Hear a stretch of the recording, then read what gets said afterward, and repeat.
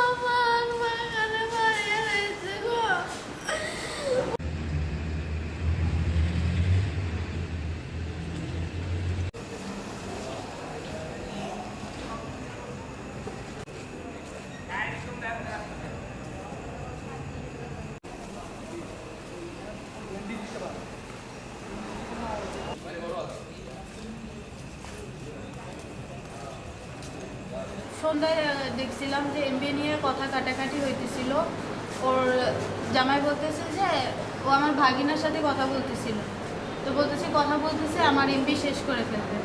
তো এমবি নিয়ে কথা কাটাকাটি হইতেছিল। পরে আমি আর আমার ও সব রুমে চলে গেছি।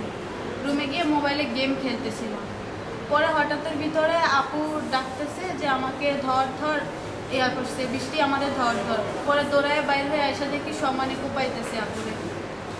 পরে আবার আমরা চিৎকার দেওয়া শুরু করছি, হ্যাঁ দৌড়ায় পালাইছি। পরে বাড়িওয়ালা সহ সবাই আইসা এখানে আনছিল, কিন্তু এর মাঝখানে ওদের ভিতরে কী হয়েছে ওটা বলতে পারি না। প্রায় সময় ওদের এরকমই হয়, ছোট ছোট বিষয় নিয়ে কথা কাটাকাটি হয়। আমার মনে করো ক্যান্সার পছন্দ করে, ক্যান্সারের কারণে আমার বাড়ি থেকে চলে এসেছে এখানে।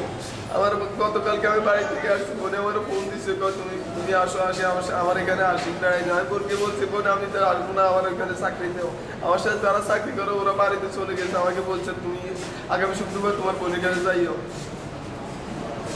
এই আমার সাথে বোনের সাথে শেষ কথা এটাই হয়েছে। আজকে আমার বোনের ফোন দিয়ে আমার বলছে 11টার সময় বোনটা আমার দুনিয়া থেকে চলে গেছে। আমাকে কিভাবে গেছে বোনে যাবে মোবাইল মারিয়ে গেছে। আপনি অনেক বিচার চান, আমি এটা সমস্ত আমি ফাঁসি চাই।